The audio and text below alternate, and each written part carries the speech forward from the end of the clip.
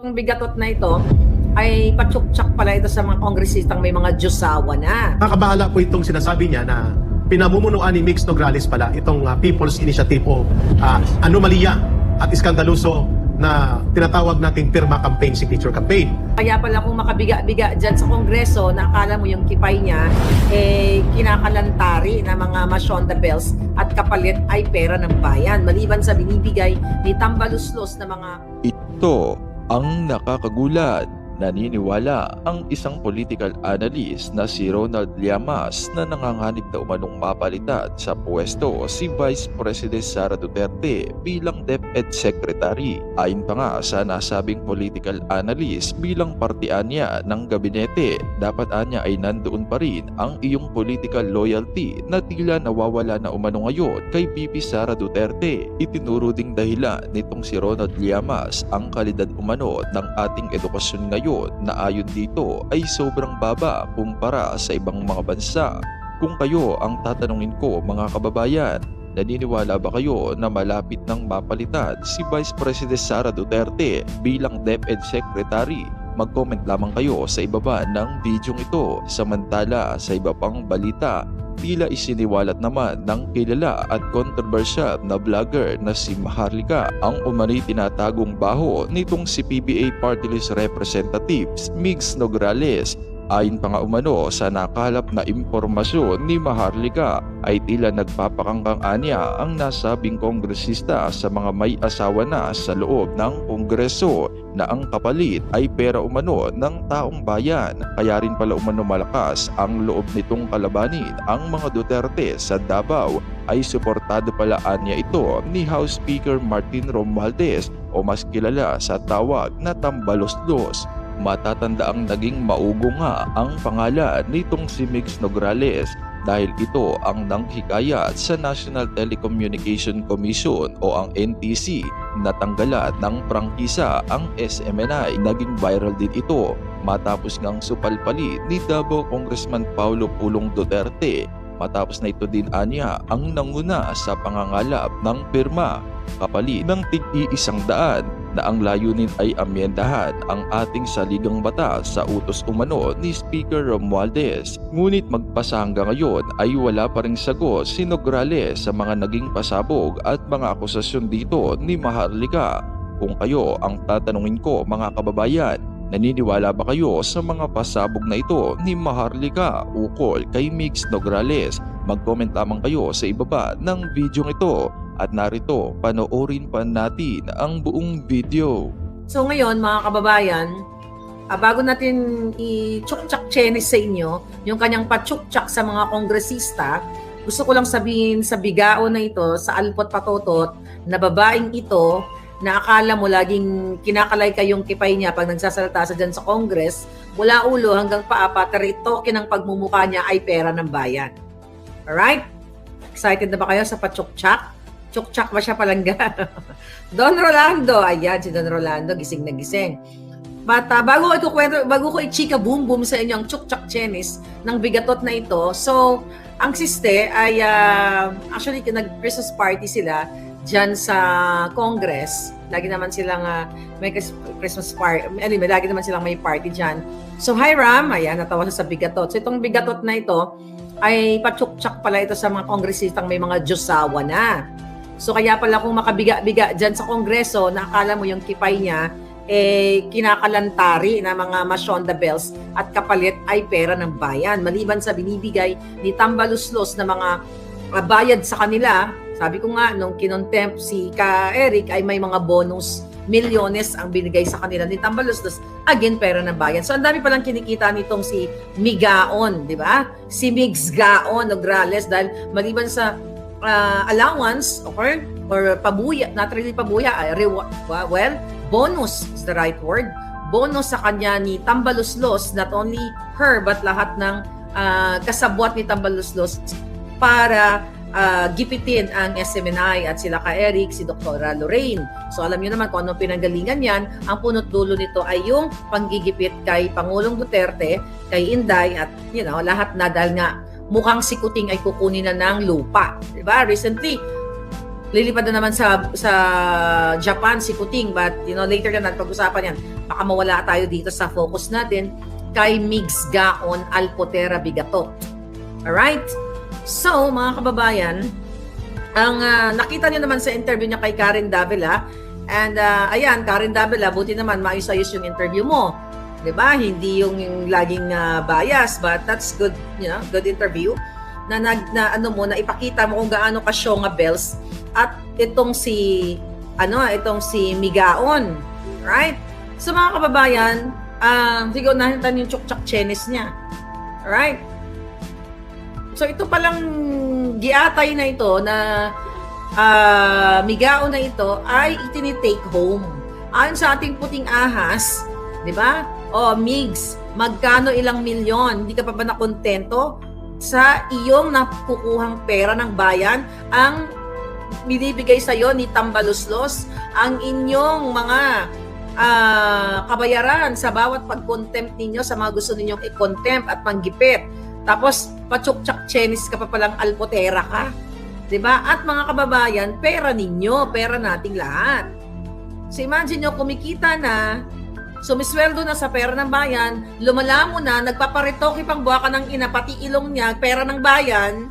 Tutusin, wala akong pakialam magparitoke, kayo wala akong pakialam kung pera ninyo. Pero kung pera ng bayan, ang ginagamit nyo para tumangos ang ilong nyo, katulad nito ni Migaon, ay buwaka ng ina, di ba? So ngayon, mga kababayan, ayon sa ating nakarating na impormasyon, basta may perang kapalit, pwede nyong i-take home ang Migaon. O yan yung pangalan niya, Migaon. Bagay. O pwede rin Alpotera.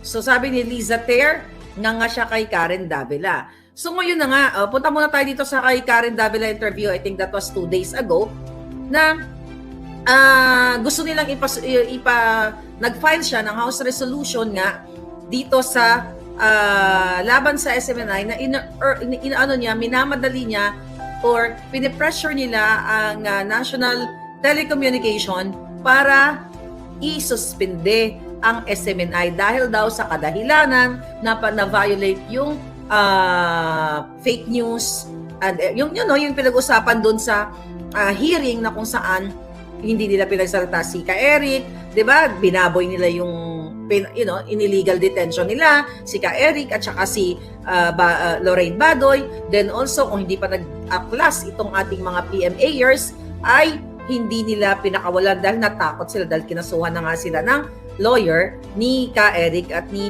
Doc Lorraine na si Attorney Harry Roque, di ba? So ngayon, mga palangga, doon natin nakikita na itong si Migaon Nograles ay utak bulinaw o utak dilis. Okay? Dilis o utak tungaw. Okay, dahil doon sa interview na yon, for sure, nag-viral na yan. Ang nakita ninyo na tinanong siya ni Davila na kung ano yung specific na violation ng SMNI para i-push nila yung pag-revoke o pag-suspend ng kanilang prangkisa. Ang sagot ng Bigaon, sabi niya, iti-TikTok na lang daw niya. Kung di ka ba naman jutang Genemis alpot kaalputan sa pinakaalpot, di ba? Iti-TikTok mo at nagbiga-biga ka pa. Tinignan ko yung TikTok niya, parang kinakalay lagi yung kipay. Sabi ni Ayo, nagmukhang grade 1 si Migs kay Karen Davila. O di ba hindi mo maipaliwanag kung ano yung specific violation ng SMNI? Hindi ba po kasi puro ka po. Anong sinabi mo dito?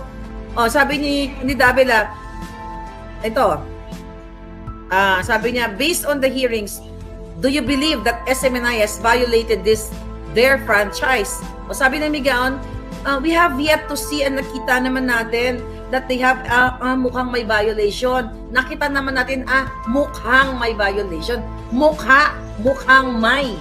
Ibig sabihin, wala pang violation. Mukha lang, pero wala. Kung di ba ka naman bubita, Pieron, hindi ka na bubita, Bigaon, alpot, patutot. Lahat na lang nasa iyo na. Kahit gaano kang retoke yung jilong mo, day. Ayo, thank you.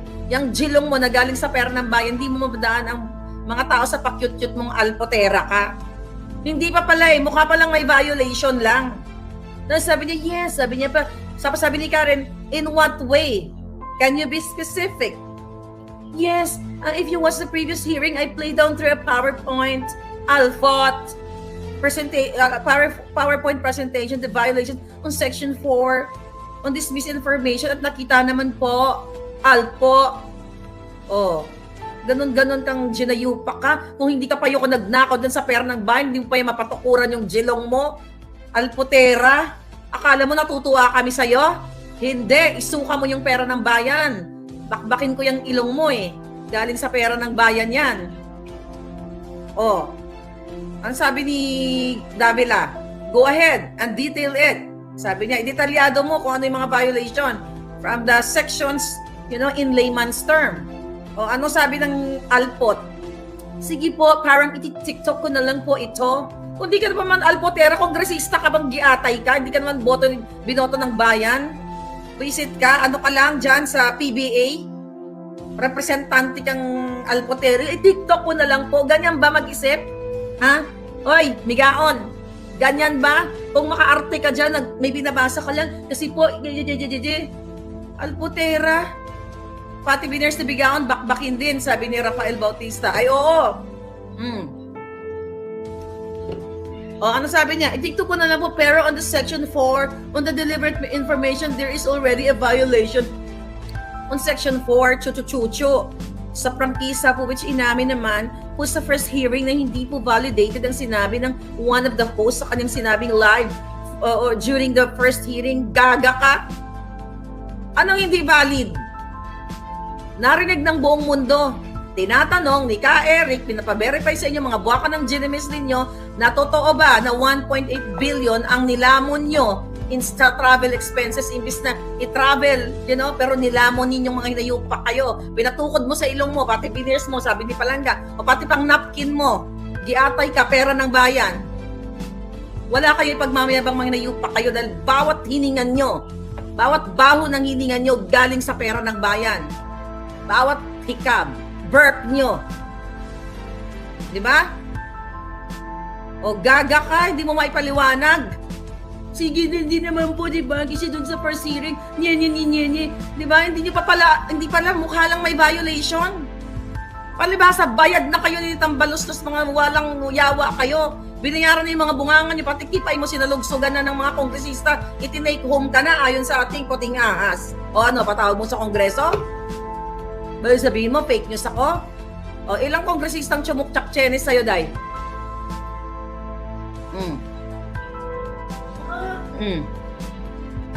Christine Bernardo, thank you.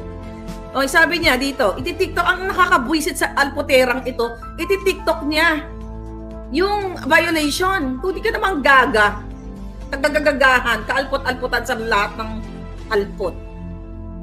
O sabi niya, inamin, hindi inamin. Walang inamin si Ka Eric sa inyong mga ginayupak kayo. Ang sabi ni Ka Eric, magpaliwanag kayo kung saan napunta yung, kung magkano ang mga nilamon nyo, ginastos nyo sa travel expenses kayong lahat. Ayaw nyo magpaliwanag. Hanggang ngayon, hindi kayo nagpapaliwanag. Ang gusto ninyo, diba, suppress, magpakulong, okay? Magpakulong ng mga taong ng illegal, mga hayop kayo. Kaya dapat kayo talagang buwarlahin na dyan eh. Buwarlahin na kayo dyan at ilahin kayo isa-isa. Ilahin kayo isa-isa dyan sa kongreso. At lagay kayo sa dapat nyong kalagyan.